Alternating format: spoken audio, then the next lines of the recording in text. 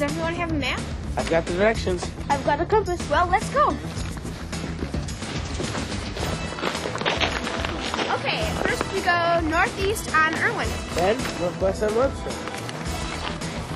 Those young geographers have several places to find today, and they're about to learn how important a map is when setting off in a new direction. We've always needed maps to help us get where we want to go and to figure out where we are compared to other people and places. Maps are geographers' most important tools, which is why we're going to be talking about them today. There are hundreds of different kinds of maps. What maps can you remember seeing recently? Maybe you used a map to find a new store at the shopping mall, or looked at a bus route map to plan a trip across town with your parents. Sometimes certain kinds of maps are compiled into a book called an atlas. You've probably used an atlas in your classroom or at the library. Some maps are so beautiful that people hang them on their walls like artwork. Some are so complicated that it takes special training to understand their message. But many maps are easy to use and make our lives easier. You may not realize how often maps are used every day. A map is a model of the real thing, and that does not necessarily mean the surface of the earth. Do you keep your school supplies and jacket in a locker at school? You could draw a map to tell someone where to find your lunch or your notebook.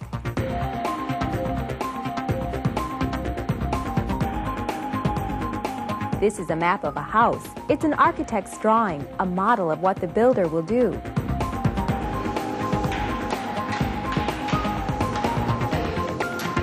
This map is actually a diagram of an engine. How do you think it would be used?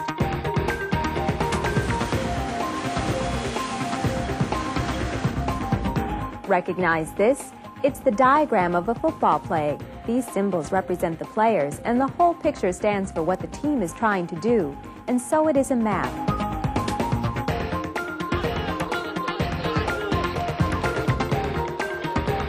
Models are maps too, even though they're not flat. A model is a small representation of something big. If you have ever seen or played with a train set, you're already familiar with one type of model. At the National Railroad Museum, a detailed model helps people see what an old train and village once looked like. By working in miniature, it's easy to give people an idea of the real thing. After drawing their plans, architects often build models to help people understand what a new building or complex of buildings might look like. Models can also show where trees, sidewalks, and other features will be placed. This is a map of a university campus, and here is a model of what the architects thought the campus should look like. How do you think the model compares to the real thing? Computers used by architects and builders can turn two-dimensional floor plans into three-dimensional images.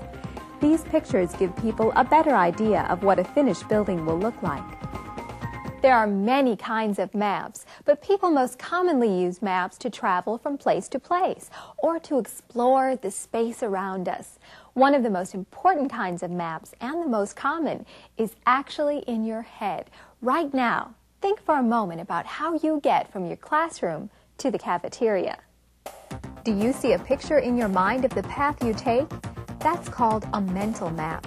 You use them all the time to move around places you're familiar with, such as your home or school. And if there was an emergency, such as a fire, you'd know where to go because of your mental map. I think this is point B. Are you sure? My map says the parking lot is supposed to be over there. No, I don't think this is right. I think your map is wrong. Here. Those geographers will have trouble finding their way if their map isn't accurate. Making maps accurate can be a big challenge. The people who make maps are called cartographers. Cartographers have always had problems showing parts of the Earth's surface, which is shaped like a sphere, on a paper map, which is flat. Sometimes they create maps shaped like this to make up for the difference.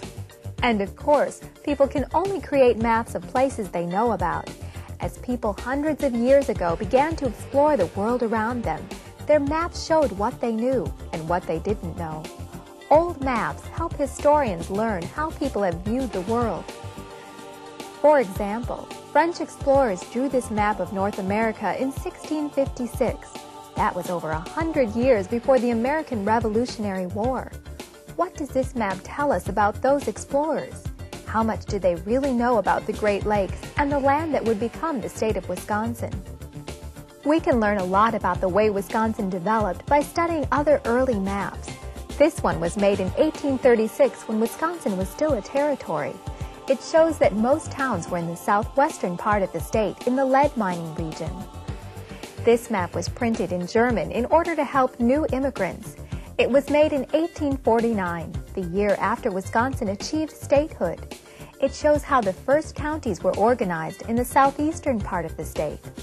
While this map, made 15 years later, shows a different story.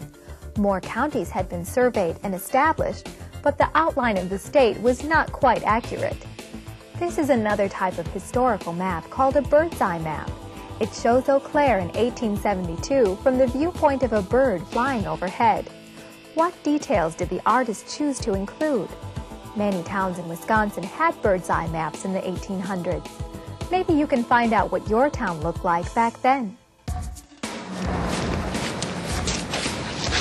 Okay, this must be point C. Where do we go next? What's the directions say? It says go west when you pass the bus stop.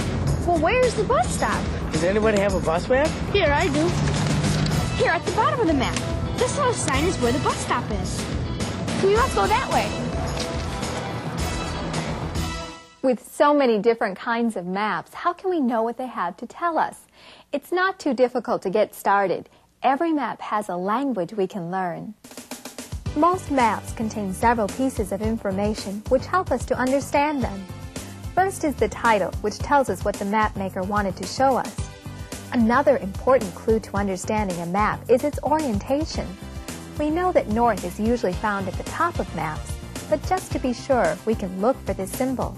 It helps us get our bearing. Most maps list the author and the date the map was made. It's important to know how old a map is, for the information found on the map can change very quickly. What do you think might happen if you took a vacation and used a map that was 10 years old? Maps often use symbols to represent things and ideas. The symbols are explained in something called the key or legend.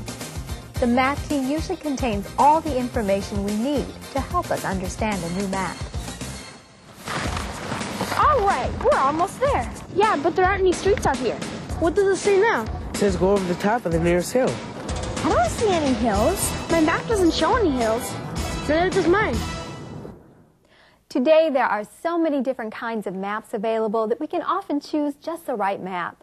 For the first part of their trip, our geographers needed a city map, which showed streets and neighborhoods. But now that they're out in the country, a topographic map might be more useful. Topographic maps represent the physical features of a place, although they also show some man-made features such as roads and buildings. Topographic maps show whether the land is flat or hilly and where to find lakes and streams. Contour lines are a special feature of topographic maps. Contour lines tell how steep hills are and other shapes and features of the land. The closer the lines are to each other, the steeper the climb. Topographic maps have been made of every part of Wisconsin and the entire United States. You can get one of the area where you live, and you might even be able to find your house or a neighborhood landmark. Topographic maps are based on photographs taken from airplanes. Let's take a look at several different views of our state capital. This is the view of Madison from a satellite high above the earth. Can you see Lake Mendota and Lake Monona?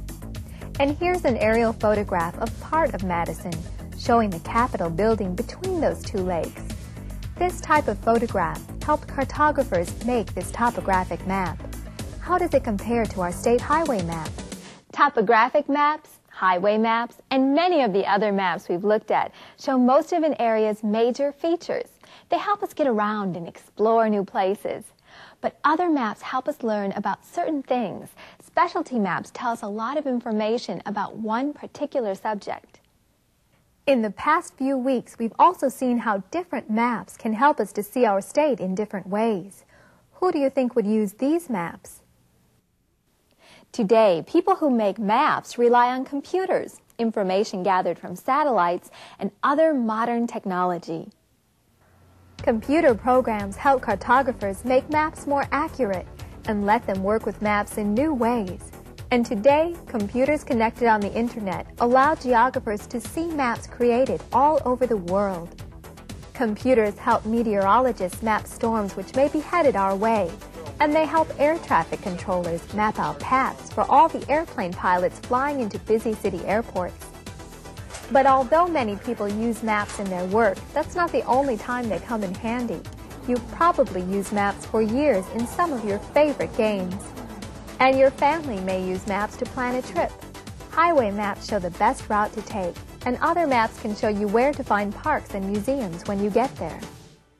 It's fun to explore new places, and explorers have always created maps to help them learn about the unknown, from the earliest map makers to the navigators who first sailed around the planet Earth, to the workers using new technology to investigate the world, to the scientists who are exploring the surface of other planets today, to the young geographers traveling around their community.